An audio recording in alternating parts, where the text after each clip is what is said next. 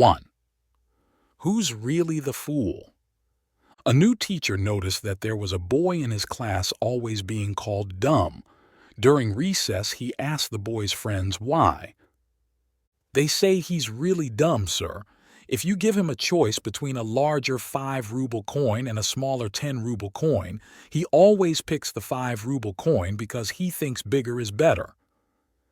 "Look, sir." One of the friends showed the 2 coins and let the boy choose, and he chose the 5-ruble coin again. The teacher was curious and asked, "Why do you choose the 5 rubles over the 10? "Look, sir, the 5-ruble coin is bigger." After school, the teacher approached the boy and asked, "Don't you realize the 5-ruble coin is just physically bigger, but the 10-ruble coin could buy you more?" "If I take the 10 rubles, they won't offer it to me again," the boy replied. Lesson learned. By now, you might think the boy seems silly, but that's not entirely true. People often say, it's okay to appear foolish if you're harmless, but it's dangerous to be cunning and appear foolish. So, never underestimate the person in front of you. They might not be as foolish as you think. This short story about the coins makes you reconsider how you view others.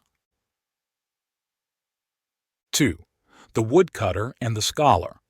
A woodcutter and a scholar were sharing a boat in the middle of a river. The scholar, proud of his vast knowledge, suggested playing a word-guessing game to pass the time with a wager. If he lost, he would give the woodcutter $10, but if the woodcutter lost, he would only lose $5. The scholar saw this as a way to show his intellectual superiority. First, the woodcutter posed a riddle. What weighs 1,000 pounds in the river but just 10 pounds when brought ashore? The scholar racked his brain but couldn't find the answer, so he reluctantly handed over $10 to the woodcutter. Then he asked the woodcutter for the answer. "I don't know either," the woodcutter replied, giving the scholar $5 back and adding, "Sorry about that, I just made $5. The scholar was astounded. The lesson here is, in life, many people like to appear smarter and look down on those with less education. But sometimes their overconfidence can lead to embarrassing situations. They don't realize that too much cleverness can be harmful, and overly smart people can sometimes outsmart themselves.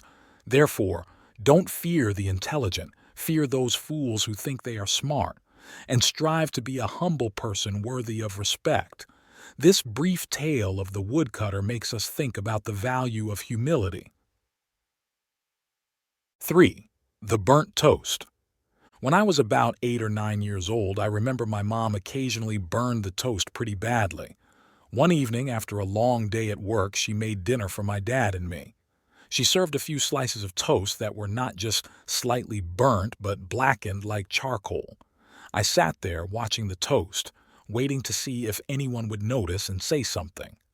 But my dad just ate his slice and asked me about my homework and school day like any other day. I don't remember what I told him that night, but I do remember hearing my mom apologize for burning the toast. And I'll never forget what my dad said to my mom, "Honey, I like burnt toast." That night, I went to wish my dad good night and asked him if he really liked burnt toast. He put his arm around me and said, "Your mom worked very hard all day and was very tired. A piece of burnt toast isn't going to hurt anyone. But do you know what really hurts people? Harsh, critical words." He continued, "You know, life is full of imperfections and imperfect people. I'm not great at a lot of things either, like remembering birthdays or anniversaries like some people. What I've learned over the years is to accept others' mistakes and embrace their differences. That's the most important key to a healthy, mature, and lasting relationship. Life is too short to wake up with regrets and discomfort. Cherish those who treat you well, and be understanding towards those who don't." My dad could have complained about the burnt toast and asked my mom to make him another piece, but he didn't. He knew she had also had a tough day, but still made dinner without any complaints. So instead of criticizing the toast, Enjoying it was a way to make her feel appreciated and relieved. What does this story tell us? It's about how we view things, share, and empathize with others. Life is diverse, and we don't fully understand ourselves even in our later years. No one is perfect, so we shouldn't judge a person by a minor flaw, especially those who are always by our side and love us. In life, you need to learn to be empathetic towards others' weaknesses and limitations.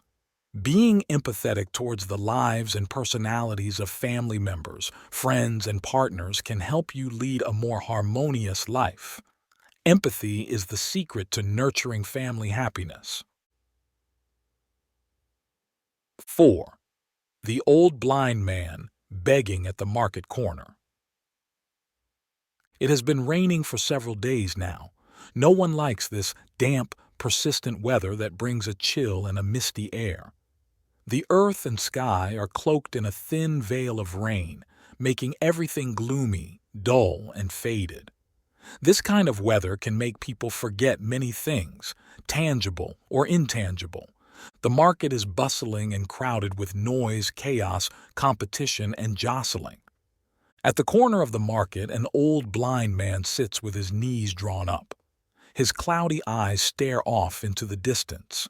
In front of him lies a torn, rain-soaked straw hat. He seems to have been sitting there for a long time.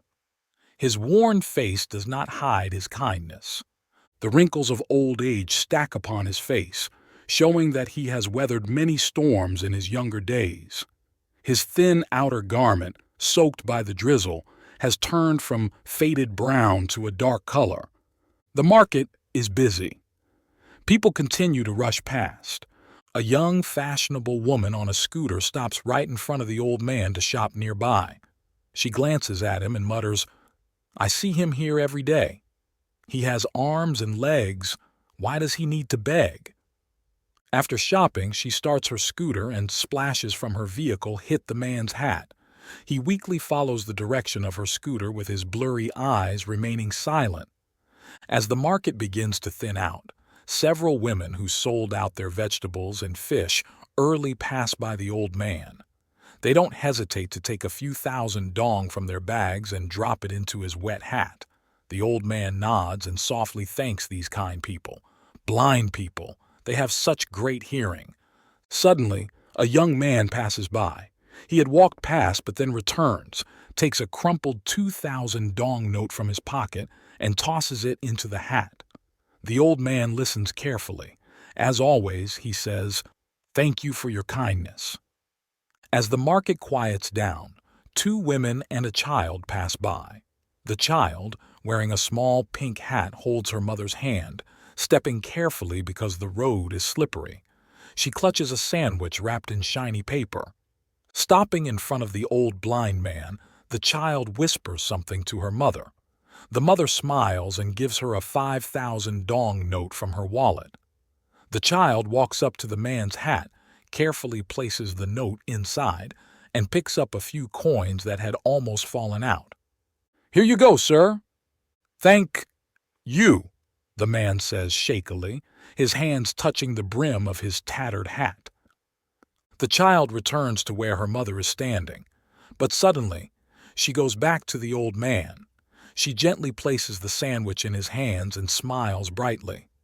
"Here, you can have my sandwich. Eat it before it gets cold." The old man holds the child's sandwich, his cloudy eyes filling with tears.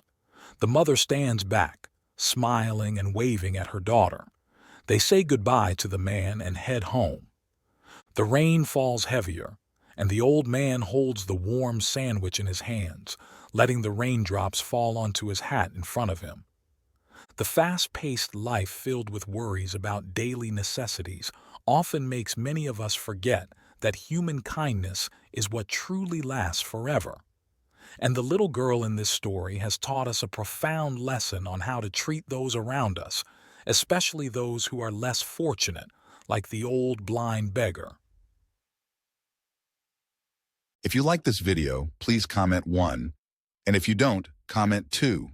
Your feedback means a lot to us. Thank you for your valuable time. 5. Look beyond the surface, into the heart. A dad with a special passion for cars had been saving up for a long time to buy his dream car. After finally purchasing the car, he would meticulously wash and wax it every day, turning car care into his favorite hobby. His son Jake, seeing how much his dad loved the car, often helped him wash it, making it a fun activity for both. One day, after coming home from a heavy rainstorm, the car was covered in mud. The father was too tired and told his son, "Let's wash the car another day." Jake, having some free time, volunteered to wash the car for his dad and got permission. However, his dad forgot that Jake was only 5 years old and left him without preparing any tools. Excited, Jake rushed out to wash the car but couldn't find a cloth. He ran into the kitchen and thought of using the scrubbing pad his mom always used to clean pots so well. He grabbed the steel wool and started scrubbing the car vigorously. After scrubbing, Jake noticed scratchy, uneven marks on the car.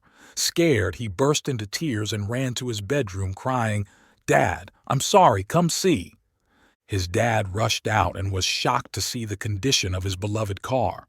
He was speechless, and after a long pause exclaimed, "Oh, my car, my car!" He was extremely angry and looked up to the sky, saying, "God, this is the car I bought with all my savings and it's ruined in less than a month. What should I do? How should I handle this with my son?" As he finished his plea, he suddenly realized something important. In this world, you should not judge by appearances, but look at the heart. Seeing his son in tears, looking scared and remorseful, the father slowly approached, making Jake shiver. He hugged his little boy and, with teary eyes, said, "Thank you for helping me wash the car. I love you more than the car itself." If you want to be content with what you have, you need to appreciate and be grateful for what's within reach. Moreover, understand that material things are temporary and life is not a competition. The more grateful you are in the present, the more positive and happy you'll be in the future. 6. The best time of life. A man approaching his 30s often worries about his future, wondering whether the best time of his life is yet to come or if it has already passed. His daily routine includes hitting the gym before heading to work. One morning, he notices an elderly man at the gym who, despite his age, appears strong and optimistic. The young man strikes up a conversation, and they share life experiences. Eventually, the young man asks, "What was the best time of your life?" The elderly man answers without hesitation, "When I was a child, cared for and nurtured by my parents, that was the best time of my life. When I went to school and learned new things from my teachers and friends, that was the best time of my life. When I got my first job, took on responsibilities, and earned a salary from my own efforts, that was the best time of my life. When I met my wife, fell in love, and we started a family together, that was the best time of my life. When I was a father, watching my children grow up, that was the best time of my life. And now, at 79, I am healthy. I feel happy, and I love my wife as much as when we first met. This is the best time of my life." Every stage of life can be the best if we appreciate it and live fully. Don't let time pass meaninglessly. Many people complain about low wages and lose motivation, and even when they earn more, the excitement only lasts a few months before they feel unsatisfied again. Others have stable jobs but feel bored. So remember that every phase of life can be the best if we cherish it and give our all. Don't let time slip by without meaning. 7. The story of the elephant and the rope. There was a man walking through an elephant camp, and he noticed that the elephants weren't kept in cages or held by the use of chains. All that was holding them back from escaping was a small rope tied to one of their legs. As the man gazed upon the elephants, he was completely baffled as to why the elephants didn't use their strength to break the rope and escape. It would be easy for them, but instead, The elephants didn't try to leave at all. Curious and seeking an answer, he asked a trainer nearby why the elephants just stood there and never tried to escape.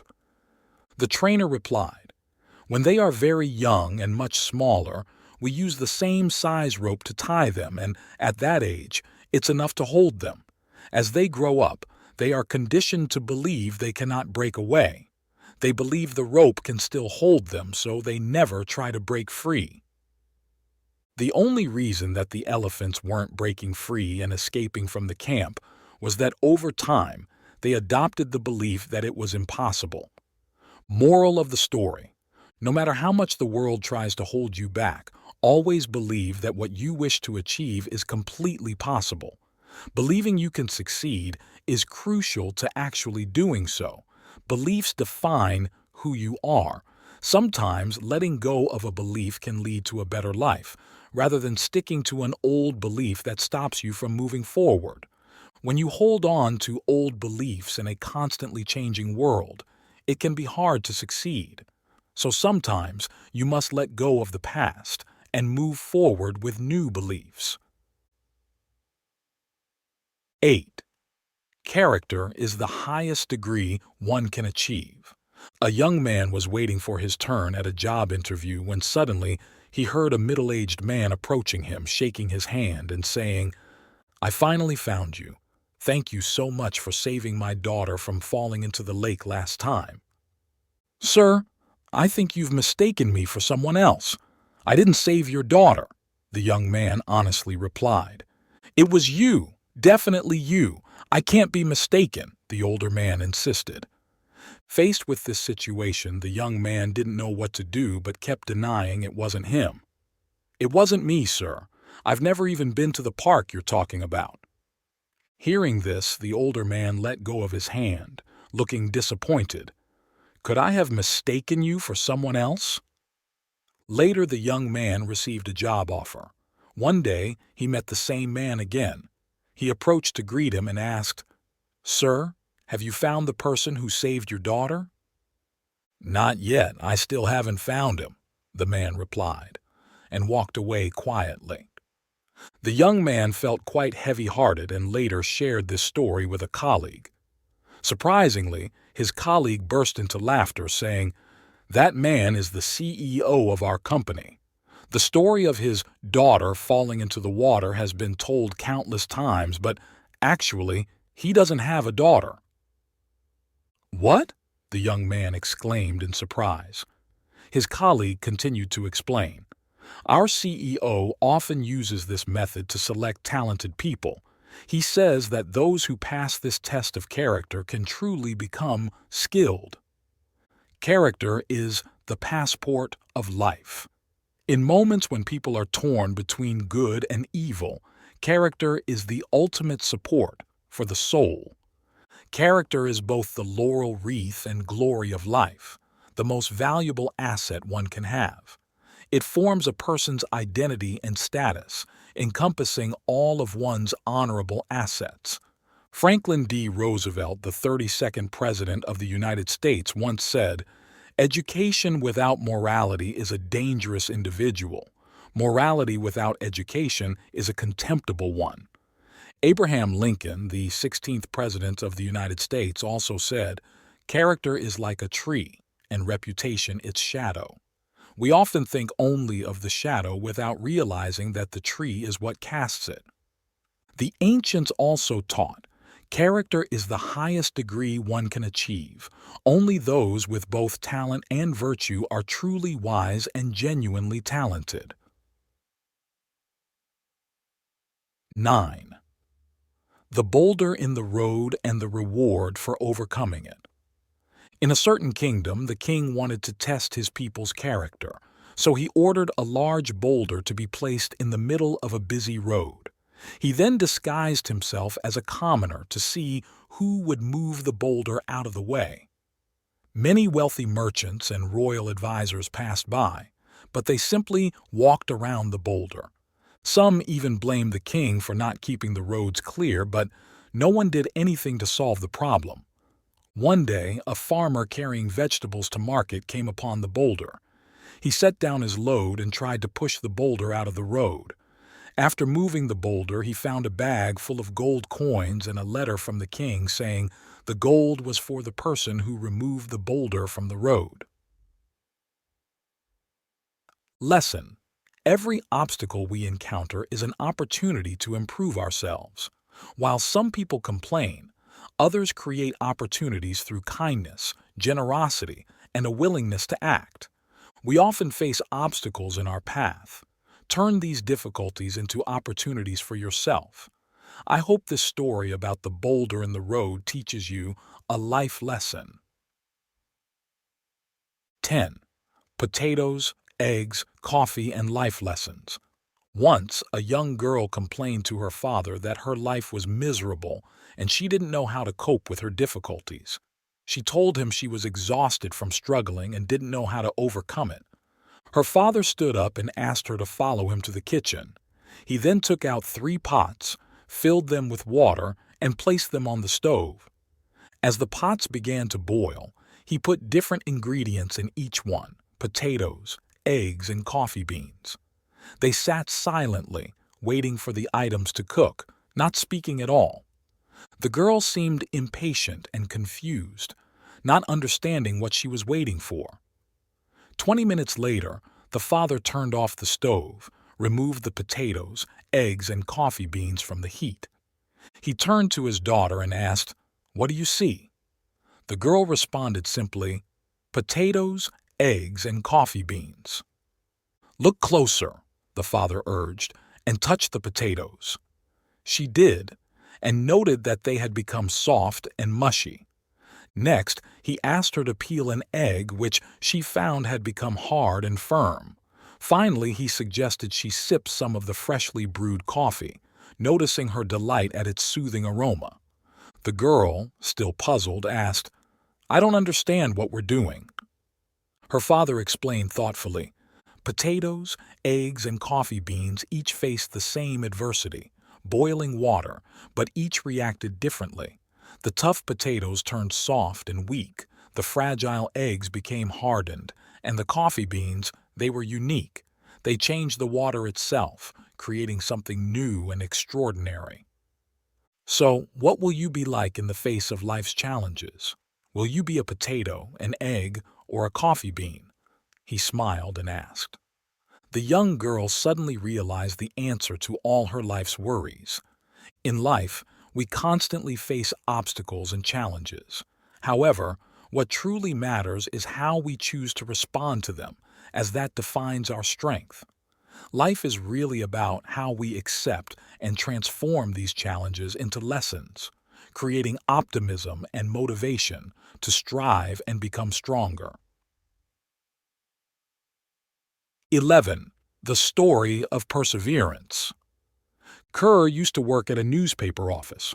When he first joined the company as an advertising salesperson, he was very confident and proposed to his manager that he would work solely for commission, based on the advertising fees he generated. The manager agreed to his request. He then prepared a list of special clients whom other salespeople believed were impossible to win over.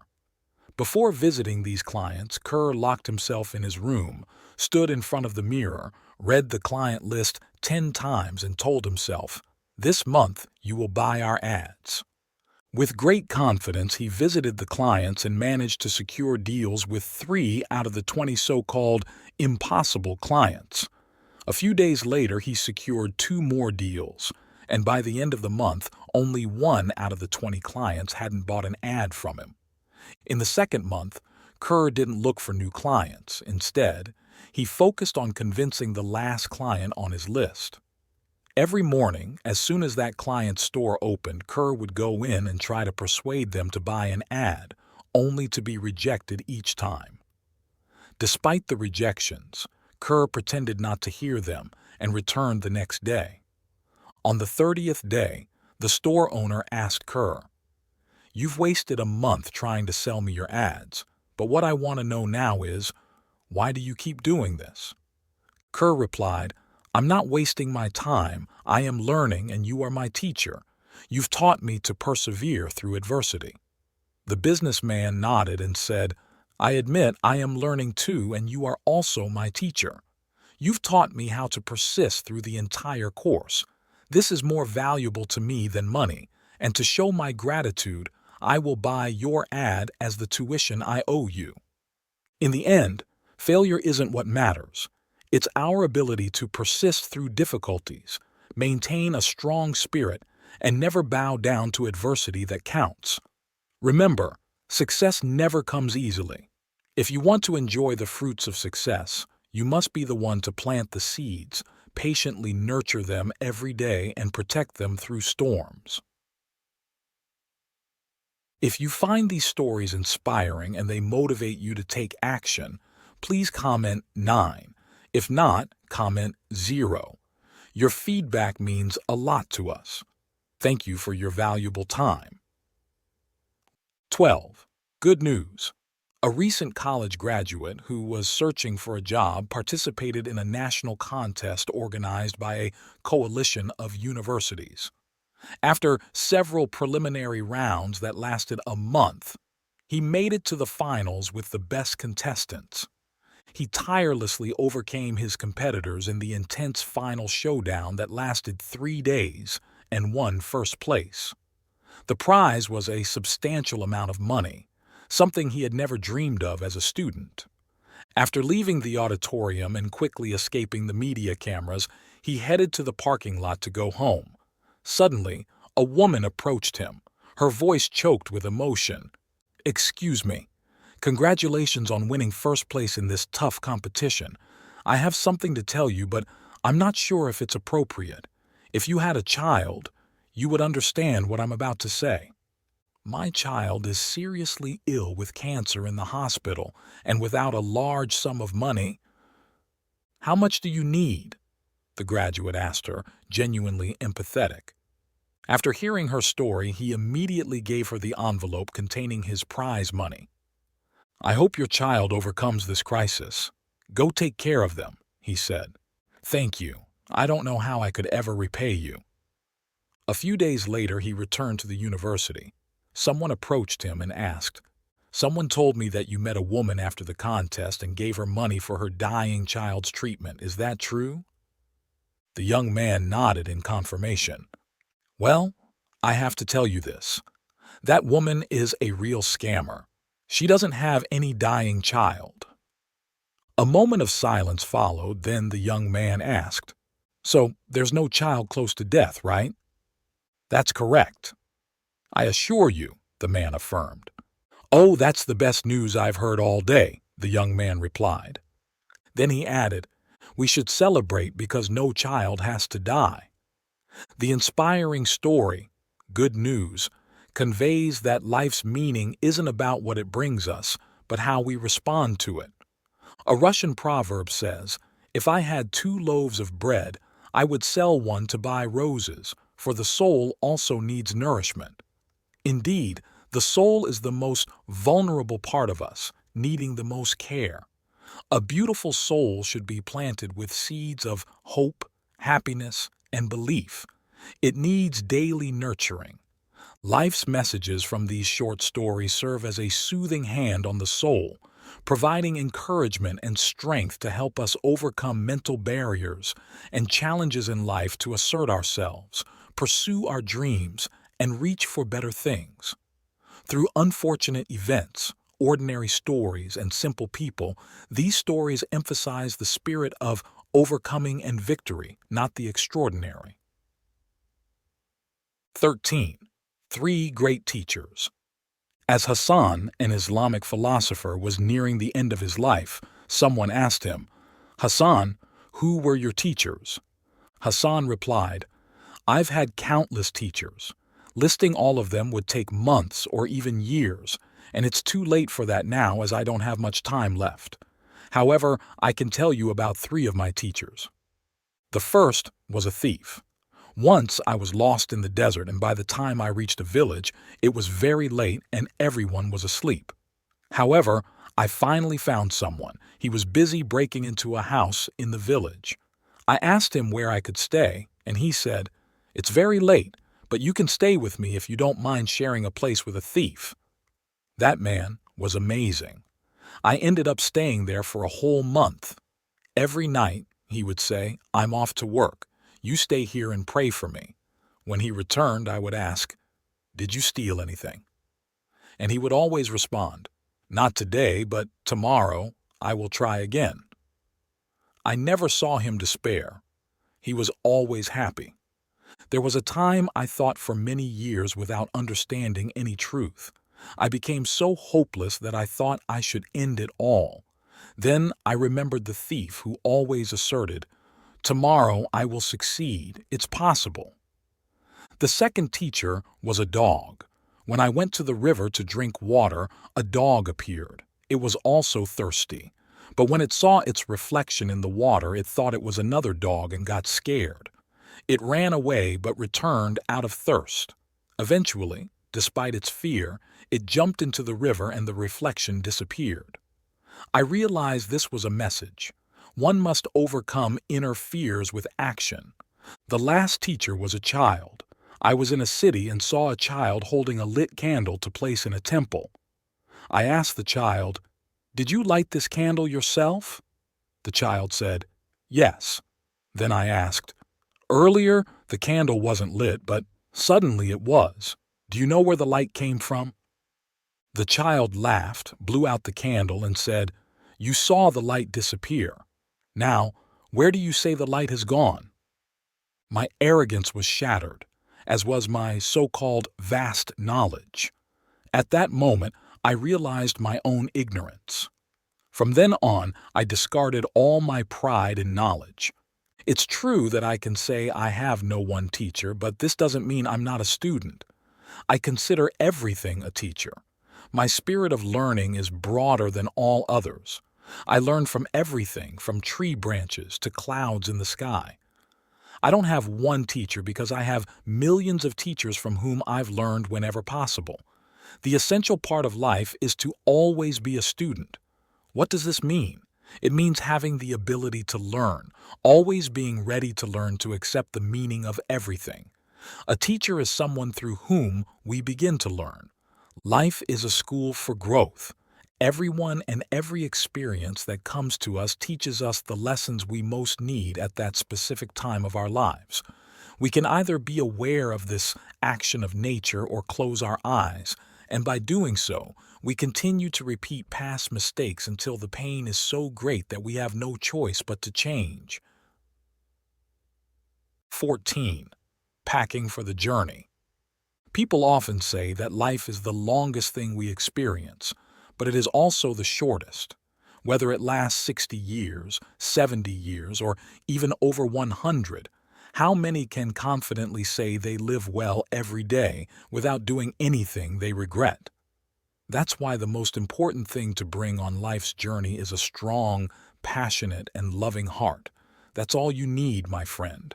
A monk wanted to go study far away. His master asked, "When will you leave?" "Next week. The journey is long, and I've asked someone to weave a few pairs of straw sandals. I'll set off once I get them." The master thought for a moment and then said, "Alternatively, I could ask the congregation to donate some sandals to you." It's unclear how many the master spoke to, but that day, dozens of people brought sandals, filling a corner of the meditation room. The next morning, someone brought an umbrella for the monk. "Why are you giving me an umbrella?" the monk asked. "The master said you were preparing for a long journey and might encounter heavy rain. He suggested I give you an umbrella." But that day, not just one, about 50 umbrellas of various kinds ended up in the meditation room. After the evening lesson, the master entered the monk's room. "Do you have enough sandals and umbrellas now?" "More than enough," the monk replied, pointing to the mountain of umbrellas and sandals. "I can't possibly take them all." "How can that be?" the master said. "The weather changes. Who knows how far you will go, how many times you will get wet? What if the sandals break and the umbrellas are lost? What will you do then?" Pausing a moment, he continued, "On your journey, you'll surely come across many rivers. Tomorrow, I'll ask the congregation to donate boats. Take them with you." At this point, the monk realized his master's intention. He knelt down and said, "I will leave now and take nothing with me." From this story, we can see that what matters in any endeavor is not how well we've prepared our possessions, but whether we are determined enough. With determination and clear goals, no obstacle is too great. Take your heart with you on your journey. No matter how distant your goal, the path is right under your feet. Just start walking and you will arrive. Every step you take means you are gaining something. Just bring your heart and everything else will be enough. 15. Lesson of the 1,000 Marbles. I've never been great at managing my time or tasks. In fact, the more free time I have, the lazier I seem to become and the less productive I am. It's definitely something I need to work on. Let me share an old story that really made an impression on me about how short life is and the importance of valuing our time. After all, time is the most valuable asset we have in life, right? Nothing wakes you up like seeing your remaining time on Earth getting shorter, and it helps you realize what should be your priorities. As I get older, I really start to enjoy those quiet Saturday mornings. Maybe it's because of the peaceful atmosphere and being the first one awake, or maybe it's the joy of not having to go to work. Regardless, the first few hours of a Saturday morning always bring me great pleasure. A few weeks ago, on a Saturday morning, I was enjoying a hot cup of coffee, reading the newspaper and listening to the radio. A warm, engaging voice on the radio belonging to an elderly man was talking to someone named Tom about a story involving 1,000 marbles. Curious, I stopped reading and listened. "Hey, Tom, it sounds like you're really busy with your job. I bet they pay you well, but it's not worth it if you have to always be away from home and miss out on family time. It's a shame you missed your daughter's performance." He continued, "Let me tell you something, Tom, something that helped me prioritize my life." And he began to explain his theory of 1,000 marbles. One day I sat down and did a little math. The average person lives about 75 years. I know some live longer and some shorter, but on average, it's about 75 years. Then I multiplied those 75 years by 52 weeks and came up with 3,900, which is the total number of Saturdays one gets in their lifetime. Hey, Tom, focus and listen. I'm getting to the important part here. It wasn't until I was 55 years old that I started thinking about things this carefully, he continued. And by then, I had lived through more than 2,800 Saturdays. And if I live to be 75, I'll only have about 1,000 Saturdays left. So I went to a toy store, bought all the marbles they had, and had to visit 3 stores before I had enough. I brought them home and put them in a large plastic box next to where I usually sit. From then on, each Saturday I would take 1 marble out and throw it away. I realized that watching the number of marbles decrease helped me focus more on what's really important in life. Nothing wakes you up like seeing your remaining time on Earth getting shorter. Now, one last thing before I end our conversation and take my dear wife out for breakfast. This morning, I took the last marble out of the box. I figured if I could keep it till Sunday morning, then perhaps God has granted me a little more time to spend with my loved ones. It was good talking to you, Tom. I hope you'll spend more time with your loved ones, and hopefully we'll meet again. Have a great morning. There was silence as he ended the call. I think he made all of us think a lot. That morning, I had planned to do some chores, but instead I decided to go upstairs and wake up my wife with a kiss. "Get up, my love. I'm taking you and the kids out for breakfast." "Is there something special today?" my wife asked with a smile. "No, nothing special," I replied. "It's just been a long time since we've spent time together as a family. Oh, and let's stop by the toy store on the way. I need to pick up some marbles." If you like this video, please comment 1. And if you don't, comment 2. Your feedback means a lot to us. Thank you for your valuable time. 16. Give and receive. One day, a young student had the opportunity to go for a walk with his professor, affectionately known as the student's friend by his pupils due to his friendly and kind nature towards them. During their walk, they stumbled upon a pair of old shoes in the middle of the road, which they assumed belonged to a poor farmer working in a nearby field, probably wrapping up his day's work. The student jokingly suggested to his professor, "Let's play a trick on the farmer.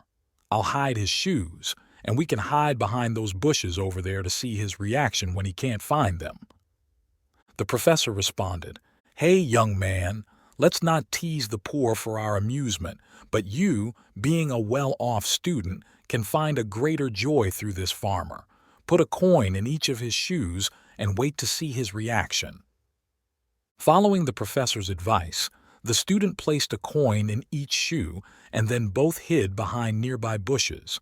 Soon the farmer finished his work and walked over to where his shoes and coat were placed. As he put on his coat and slipped his foot into one of the shoes, he felt something hard inside.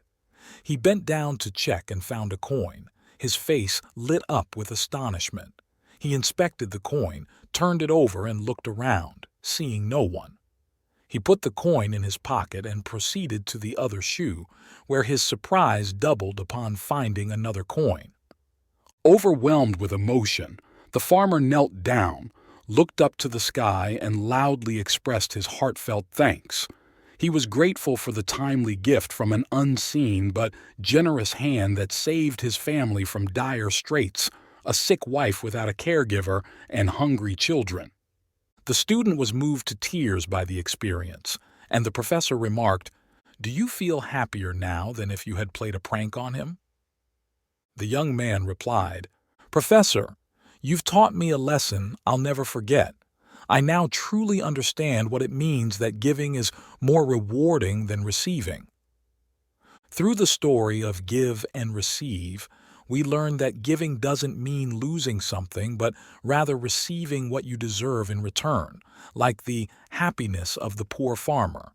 So don't hesitate to give gifts to someone, because you will gain the joy and happiness of a person, and their joy will also bring happiness to your heart.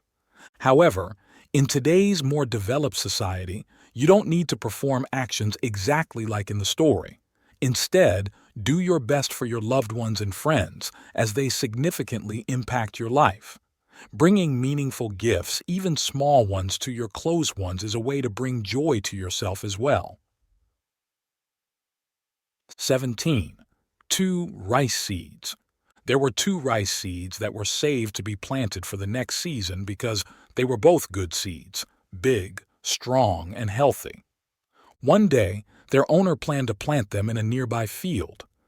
The first seed thought to itself, "Why should I go to the field with the owner? I don't want my whole body to break down in the soil. It's better to keep all the nutrients inside this shell and find a perfect place to hide."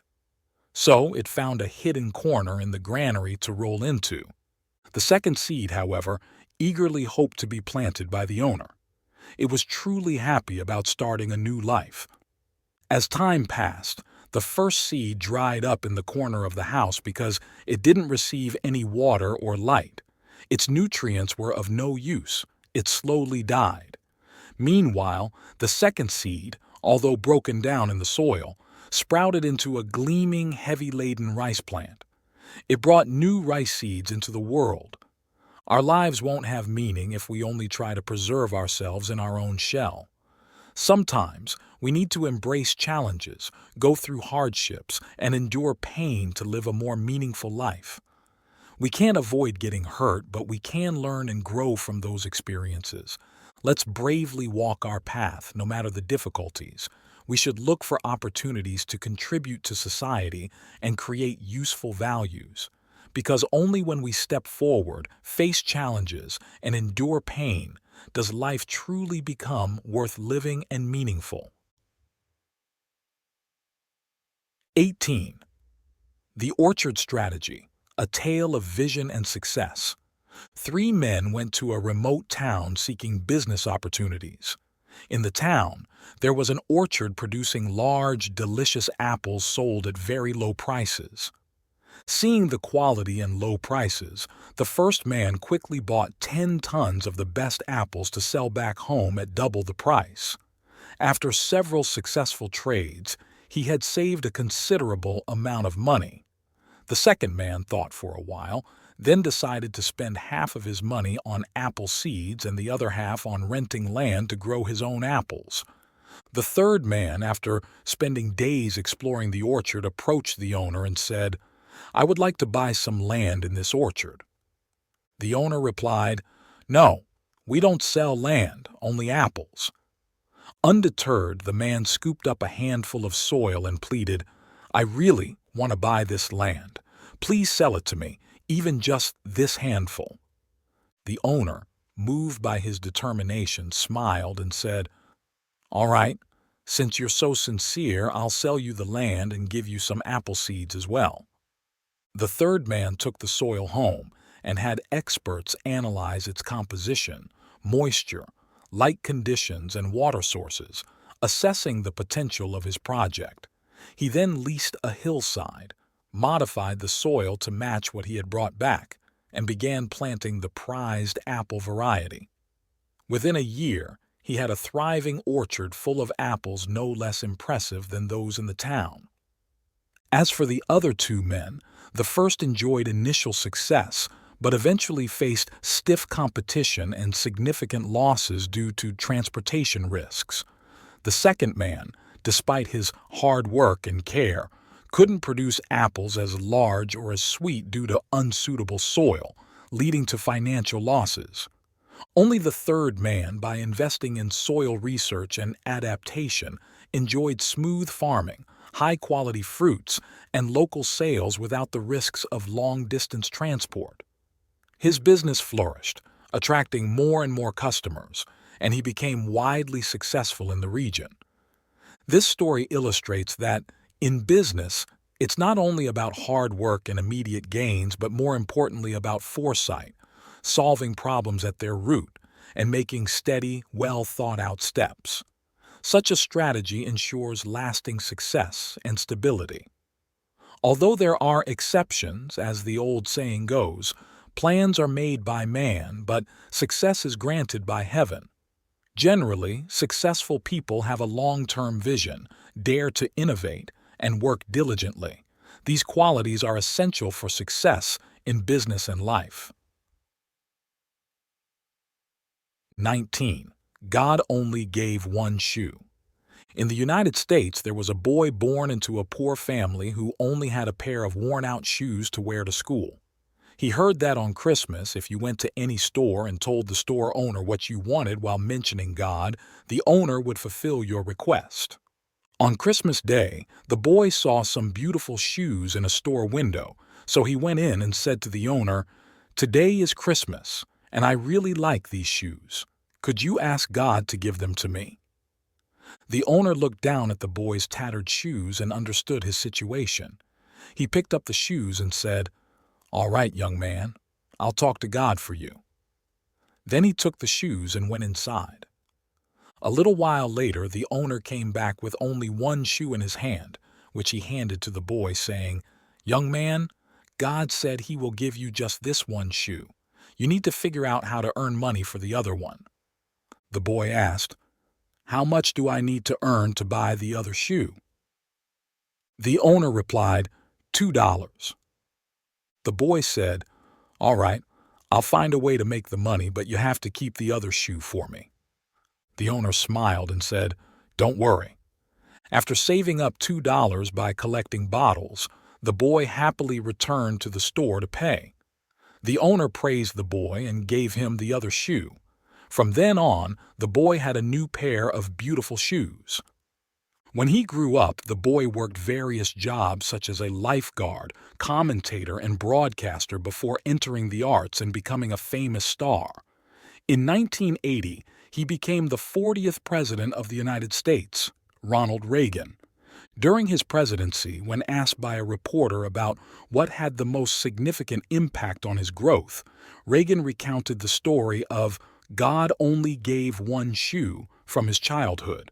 Reagan explained, "Later, I learned that the original price of those shoes was $38, and even half price would have been $19, but the store owner only asked for $2 to teach me a lesson. God won't give you everything you want. He gives you a part, and you must work hard for the rest. If you are kind-hearted, you will be blessed. If you are ambitious, you will be strong. If this story is true, it can be said to be a motivational force for everyone. Without that shoe store owner, there would not be the President Reagan that the world knows. Successful people often say, a concept can change your fate, and an idea can decide your path. Setting the right concept is often costly. If the boy had met a different owner who mocked or scolded him after hearing his request, then there would be no shadow of God in his effort to overcome the challenge. But the shoe store owner listened to the boy's thoughts and taught him that there is no free lunch in life. Even if God wanted to send you a mountain of gold, you must still dig hard to bring them up. The boy finally received his reward through his own labor, feeling God's grace and the warmth and care for his hard work as the owner rewarded him. Success is about choosing your path, and your determination and effort will be blessed by the highest power to add to your faith and motivation. In this world, nothing is free, so strive to create the values you desire, which are the most precious. 20. Don't try to change the world, change yourself. There's a tale about a vast kingdom ruled by a devoted and powerful king. Wanting to explore new lands and see the lives of his subjects firsthand, he decided to travel to the far reaches of his country. Traveling through his large kingdom took a long time, especially over rough, rocky roads. When he returned, not only was he exhausted, but his feet were also in severe pain. Frustrated by the challenges of travel, he ordered that animal fur be woven into mats to cover the kingdom's roads. This command was difficult and costly to fulfill, yet no one dared to advise the king otherwise. However, one wise servant suggested a practical idea. Why should our kingdom spend so much? Why not use the animal fur to cover your bare feet instead? This way, the king's feet wouldn't hurt, and they would save time and resources. Everyone was surprised by this suggestion, but eventually, the king agreed, and thus the first pair of shoes was created. This story inspires young people with the saying, life is 10% what happens to you and 90% how you react to it. Instead of trying to change the outside world or blaming circumstances, look inward to understand yourself. Sometimes in life, simplicity is best. We don't need to force the world or others to change for us. All we need to do is change our thoughts and improve ourselves, something everyone is capable of. Take time to reflect on what has happened to you and how you've acted in each situation. The closer you walk towards the light, the larger your shadow becomes. So, before aiming for grand goals, learn to change and improve your own flaws. Change yourself, and the world around you will change. This mindset can be applied at work or within family and personal relationships. If you know you need to change but don't know where to start, be bold. You don't need grand actions. Start with small daily changes. Whether it's learning to identify problems, find solutions, apologize, or even to forgive and accept, a journey of 1,000 miles begins with a single step. 21. No one is useless. There was a young man who didn't go to college. His parents arranged a marriage for him. After getting married, he taught at a local elementary school.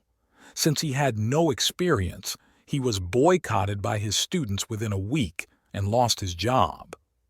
When he came home, his wife gently wiped his tears and comforted him, saying, "There are always things that don't go our way. Some people can handle it, some can't. You shouldn't feel so heartbroken. There will be better opportunities waiting for you."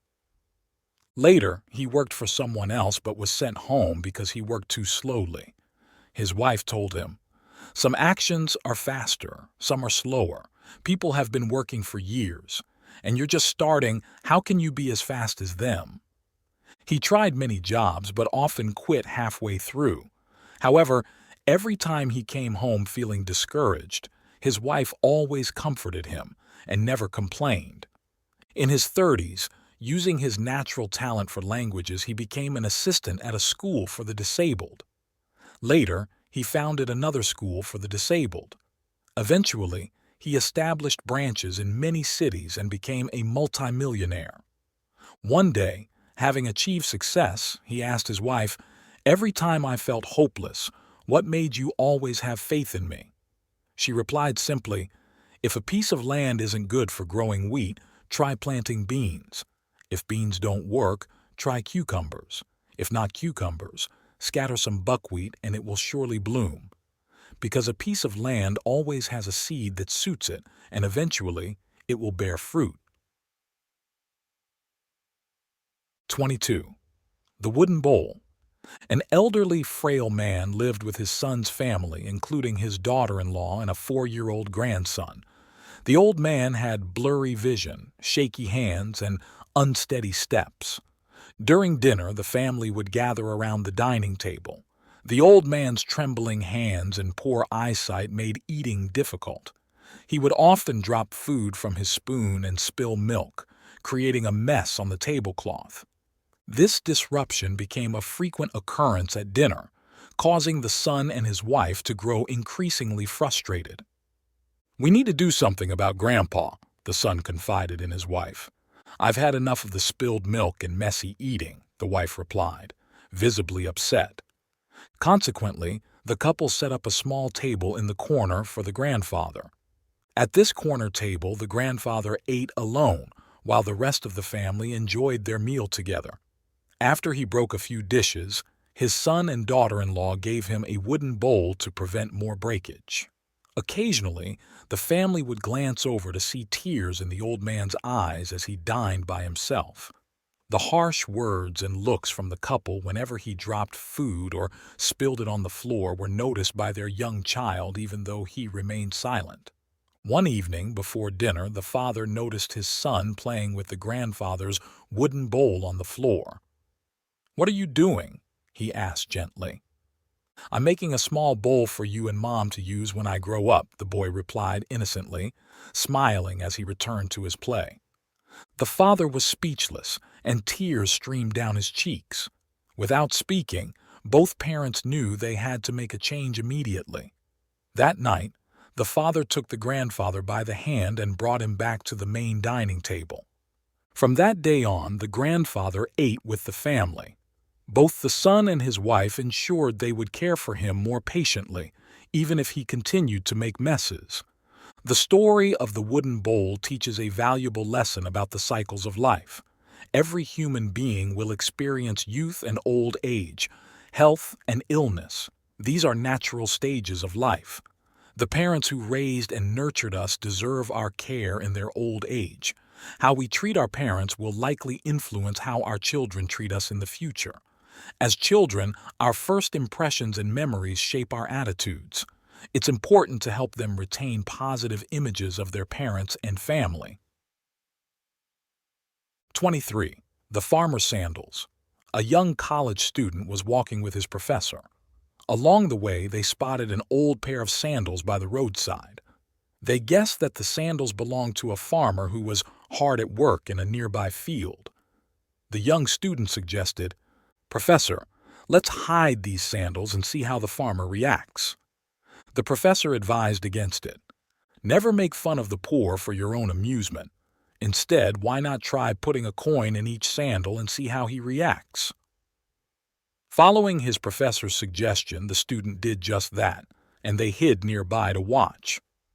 After finishing his work, the weary farmer came to retrieve his sandals and get ready to leave. As he slipped his foot into the first sandal, he felt something under his foot. Bending down, he was surprised to find a coin. He was astonished and kept turning the coin over, examining it closely. Then he tried on the second sandal and was stunned to find another coin. The farmer knelt down, looked up to the sky, and sincerely thanked the heavens for sending him a timely gift that would help his family in their difficult times. His wife was ill, and his children were often hungry. Not far away, the student was moved to tears by the impact of their act. The professor spoke gently. "Do you feel better now than if you had made a joke at his expense? You've taught me the true meaning of, it is more blessed to give than to receive. I will never forget this." Many believe that happiness comes from receiving, but giving brings even greater joy. The real beauty of giving is the peace and serenity it brings to our hearts. As the Scottish writer Henry Drummond once said, "There is no happiness in having or in getting, but only in giving." You don't need to be wealthy to give. Even in poverty, we have more valuable things to offer than material goods, like spirit, compassion, empathy, and timely support. Or simply taking the time to listen to someone in distress is a form of giving. We can give in many ways, as long as our hearts are open and generous. The value of giving cannot be measured in material terms, but in love and care.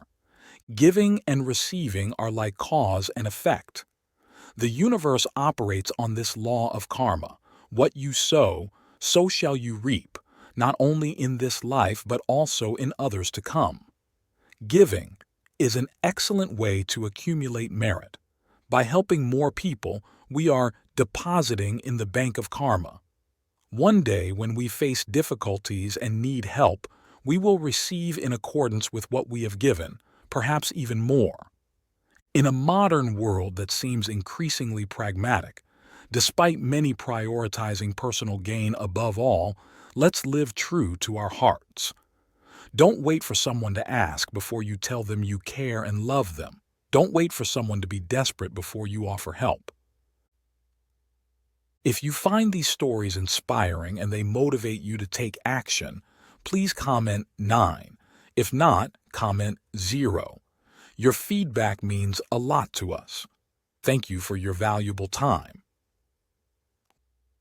24. The Water Well. A Zen master traveled around the world and fell seriously ill when he reached a mountainous region. He was rescued by a widow who owned a tea shop and took him home to care for him. Despite not knowing anything about the Zen master and having few customers and little money, the woman diligently took care of him. It took over 3 months for the Zen master to recover.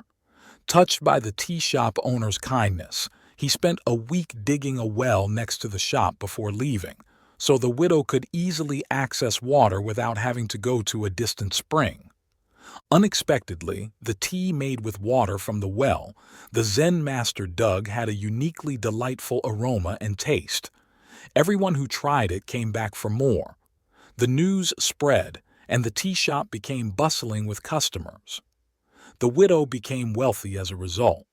Later, the Zen master visited the tea shop again to see his benefactor and was happy to see her prospering.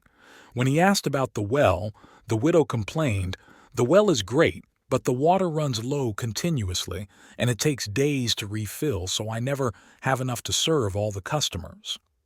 The Zen master shook his head and said, "You're making good money from a natural source of water and still you're not satisfied?" He wrote on the wall, "The universe is vast, but human greed is even more boundless," then silently walked away, never to return to the shop. The well eventually dried up. Like the widow, most of us are never satisfied with what we have, always looking for more. We often compare and wish for more, forgetting to enjoy what we currently have. The riches of the world are finite, and human greed is like a bottomless bag. No matter how much wealth it holds, it will never be full. If people continue to be driven by greed, they will ultimately gain nothing. 25. Who helps us in difficult times? The story goes that one day, while sheltering from the rain, someone saw Kuan Yin holding an umbrella. They asked, "Kuan Yin, please save all beings. May I join you under your umbrella?" Kuan Yin replied, "You are standing under a shelter while I am out in the rain. Why do you need saving when you're already protected from the rain? The person then stepped out from the shelter into the rain and said, "Now, I am in the rain like you. May I share your umbrella for a bit?" Kuan Yin said, "I'm in the rain and so are you. I have an umbrella and I'm not getting wet, but you are because you don't have one. It's not me who needs saving, but the umbrella. If you want to be saved, don't look to me, find an umbrella." With that, Kuan Yin left. The next day, when the person faced difficulties, they went to the temple to ask for Kuan Yin's help. Upon entering, they saw someone worshiping Kuan Yin who looked just like her. The person asked, "Are you Kuan Yin?" The reply came, "Yes, I am." The person quickly stepped forward and asked, "Then why is Kuan Yin worshiping herself?"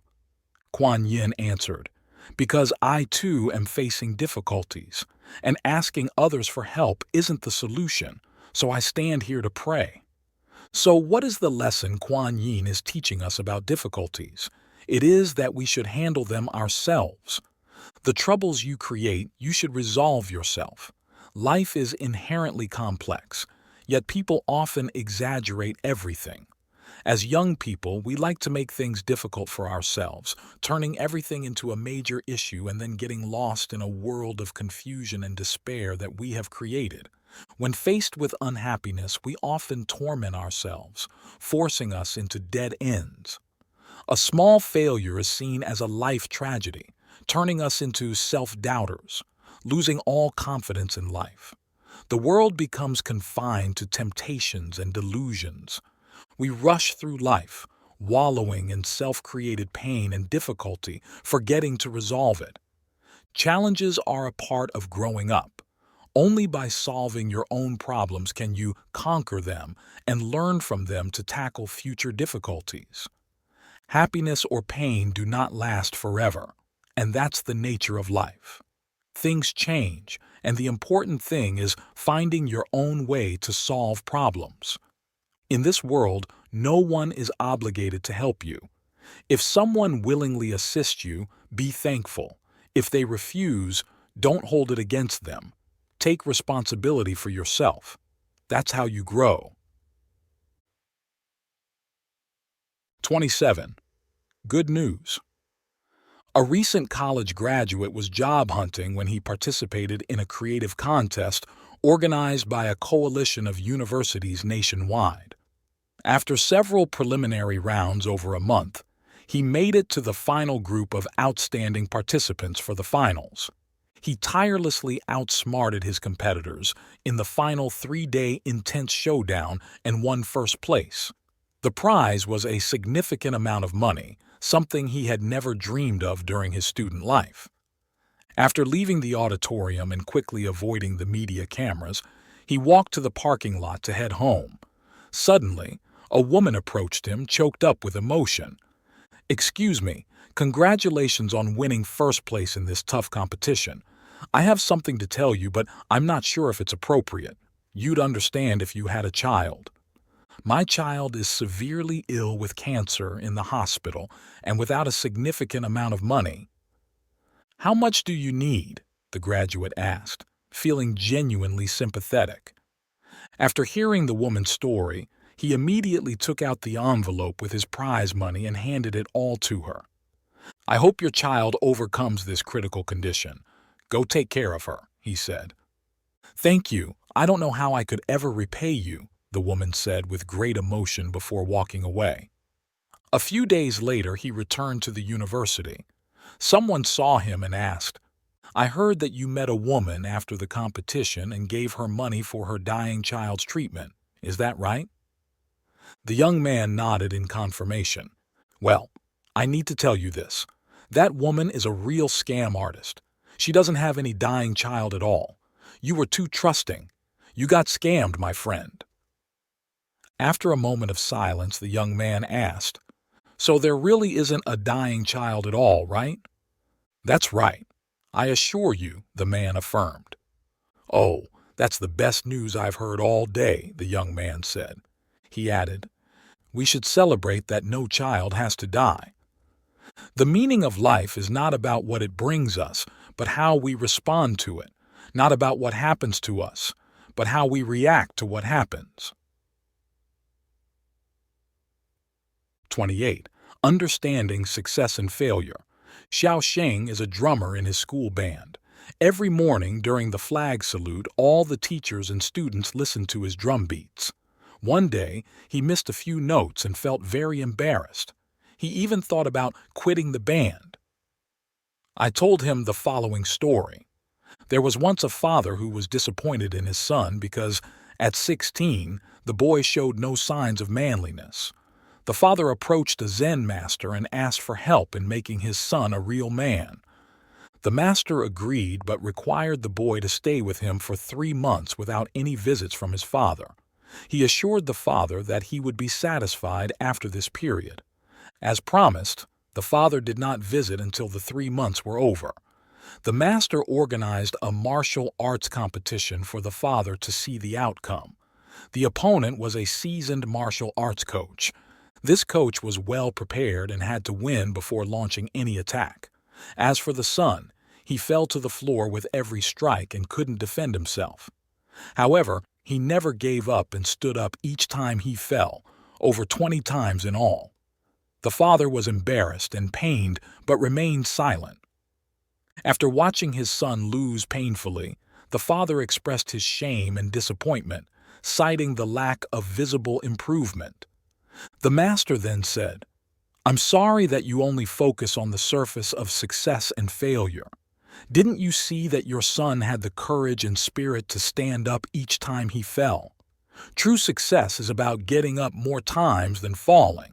That is what it takes to be a real man." The father had an epiphany, thanked the master profusely, and then took his son home. After hearing the story, Xiao Sheng reflected and told me he would practice the missed notes so everyone could enjoy his music. Lesson learned. We should not only focus on immediate outcomes in our actions. The experiences we gain and the effort we put in are what matter most. If life were always smooth and straightforward, we wouldn't be able to appreciate the glory of success that comes after multiple failures. The most important virtues are to learn from experiences and have the perseverance and courage to keep moving forward towards ultimate success. 29. I'm in position number 21. Rid found a job that really suited him from an ad in the newspaper. The ad called for applicants to come for an interview on Monday morning at a location on 24th Street. When Rid got there, there were already 20 people lined up before him, putting him at position number 21. How could he make a good impression on the interviewer? Rid took out a sheet of paper, wrote a few lines, folded it, and walked over to the secretary. Politely, he said to her, "Could you please rush this note to your boss? It's very important." The secretary found his approach amusing and opened the note. Unable to suppress a laugh, she turned and went into her boss's office. After reading the note, her boss also laughed because it read, "Dear sir, I am number 21 in line. Please don't make a decision until you've seen me." Rid got the job he wanted, a result of his clever and quick thinking. Indeed, someone who is quick-witted, adaptable, and always thinking proactively understands how to seize the moment. Cleverness is also a form of intelligence. Being clever can often turn a loss into a win. Life is full of situations where we find ourselves at a disadvantage, and it's in these moments that using clever tactics can lead to victory. Cleverness is also a demonstration of human capability. If you like this video, please comment 1. And if you don't, comment 2. Your feedback means a lot to us. Thank you for your valuable time. 30. A special teacher. When I was 10 years old, I had my first English lessons, but not in school. Instead, we biked over 3 kilometers to our teacher's house in the neighboring village. Our classroom was a small, simple house on the windy riverbank, where one teacher and 4 students eagerly engaged with basic English lessons. Each lesson cost just 500 dong, about 12 years ago. Back then, the four of us just focused on learning, not worrying whether 500 dong was expensive or cheap for an introductory English class. Our teacher was truly one of a kind, as was the classroom and his house. The house was a tiny, low structure made entirely of cement, resembling a pigeon coop from afar. The teacher wrote on a small blackboard hung on the wall, and we students sat on folding chairs, our legs crossed on cement benches. He taught us to say and write words like hello and goodbye, slowly moving his tongue so we could mimic the pronunciation correctly. I remember he used to tell us stories about a distant Russia, where he had studied and fallen in love with a girl he eventually had to leave. He shared tales of his youthful dreams in a snowy land, and something about these stories spoke of broken dreams and separations. Now here he was, a bit of an odd figure in the eyes of our village, with laughter that warmed us when he faced us, but turned puzzling as soon as he turned away. This made me always eager to see his smile. Like many farmers, he also grew rice and set shrimp traps in the gentle slope of the embankment to make ends meet. He would eat and sell the shrimp, putting the bigger ones in a cement pond to grow larger. We often played in this shrimp pond, splashing water and causing the shrimp to jump chaotically, which would always make him scold us gently without ever scaring us, and so our mischievous play continued daily. He said he was happy when we came to learn. He loved speaking with us in the foreign language that once captivated him, and he was busier than ever trying to manage our playful antics and ensuring we learned well. After we stopped having lessons with him, I still cycled past his house, recognizing his tall, thin figure setting shrimp traps along the embankment, walking unsteadily. I passed by a few times, always reassured by his familiar silhouette against the crashing waves. But like the waves, memories fade, and at some point, I no longer saw his figure. Today, like many of his other indifferent students, I sit recounting memories of those distant days. I remember watching him place the larger shrimp in the cement pond, hoping they would grow, looking like a fairy tale character waiting for a miracle. I always hope he has left that house, that village, for a place of his own, where dreams are bigger and perhaps magical. Shrimp and fish could reunite him with the woman he loved. I hope for this because I know his face, his smile. They don't seem to belong here. They shouldn't stay here. 31. Lesson from a martial arts master. A 10-year-old boy decided to learn judo despite having lost his left arm in a car accident. He started training with a Japanese judo master. After training diligently for 3 months, the boy was puzzled why the master had taught him only one move. Finally, losing patience, the boy asked, "Master, can't I learn other moves?"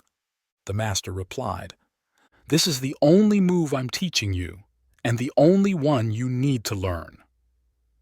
Though he didn't fully understand, the boy trusted his master and continued practicing. Months later, the master took him to a judo tournament. The boy was surprised to win his first 2 matches easily. The third match was tougher, but eventually his opponent became impatient, and the boy skillfully used his move to win. Still surprised by his success, he confidently went into the final round. His opponent was bigger, stronger, and more experienced. Early in the match, the boy was getting dominated and repeatedly hit. Concerned for his safety, the referee suggested ending the match early, but the master disagreed. "Let him continue," the master insisted. As the match resumed, the opponent underestimated the boy and let his guard down. Seizing the opportunity, the boy used his one move to throw his opponent down and pin him. The boy won the championship. On the way home, the master and the boy reviewed the fights. Finally, the boy gathered his courage and asked, "Master, how could I become the champion with just one move?" "You won for 2 reasons," the master answered. "First, you've almost mastered one of the most dangerous and effective moves in judo. Second, The only way for someone to break that move is to grab your left arm. And you don't have a left arm. Sometimes a person's weakness can become their strongest asset. It's great to have strengths, but turning a weakness into an advantage can be even more remarkable. Believe in yourself. You can do anything. 32. The legend of the tow bird. The tow bird is a solitary creature that prefers dark places like caves. Its most striking feature is its wings and tail, which shimmer brightly in the sunlight and are always fluttering. Legend has it that because of its dazzling appearance, the tow bird was seen as a royal bird, admired and respected by all other animals. This admiration made it very proud. It often told other animals that it couldn't engage in normal activities because it might damage its beautiful tail. In appreciation of its beauty, other animals volunteered to bring it food and water, and even helped it build a nest and find a warm place to sleep. The tow bird became lazy, doing nothing all day. It woke up late and leisurely strolled to the royal garden, where the most beautiful birds of the forest gathered. They spent their days gossiping about trivial matters, mocking meaningless things, and boasting about themselves. It didn't fend for itself, but always wanted the best food in the forest. Despite other birds struggling hard to please it, it seemed never satisfied. One night, a very wise owl announced that a terrible storm was coming, a rare event that happened only once every 50 years, capable of devastating the forest. They needed a secure shelter to survive. All the birds began to work together. Woodpeckers, parrots, and toucans started cutting branches to build shelters. Larger birds like turkeys carried heavier branches, while smaller birds like crows and quails gathered smaller sticks. As the time became critical and dark clouds gathered, the tow bird still refused to help. It just waited for the others to finish building the shelter. Eventually, the other birds had enough and decided to confront the tow bird about its lazy attitude, urging it to help. Reluctantly, fearing being left without shelter, the tow bird started to help, but quickly grew tired after just a few minutes. Feeling that it wasn't meant for labor, it found a cave and hid inside. Once inside, it settled down and fell asleep, unaware that the storm had begun. Thunder woke it up, but the brief work had exhausted it. Worse still, the cave was small and its beautiful tail didn't fit well. The storm lasted day and night. The next day, when the sun rose, the birds left the shelter and resumed their lives. The tow bird also left the cave and returned to the royal garden as usual. However, as soon as it appeared, everyone burst into laughter. The storm had nearly destroyed its beautiful, radiant tail. Embarrassed, it quickly flew back to the cave and never came out again. Its punishment for pride and selfishness was to live alone in a remote place, serving as a guide for explorers of deep caves. The story of the tow bird teaches a profound lesson about humility in life that everyone should understand. Being humble is about lowering oneself, treating everyone with respect and courtesy without discrimination. However, these are not ordinary people. Lowering oneself is about overcoming pride within the heart. Those who cultivate their character must be humble, as humility allows one to accept others' opinions and criticism, and only then can one look inward, reflect on oneself, and truly elevate one's character. If you find these stories inspiring and they motivate you to take action, please comment 9. If not, comment 0. Your feedback means a lot to us. Thank you for your valuable time.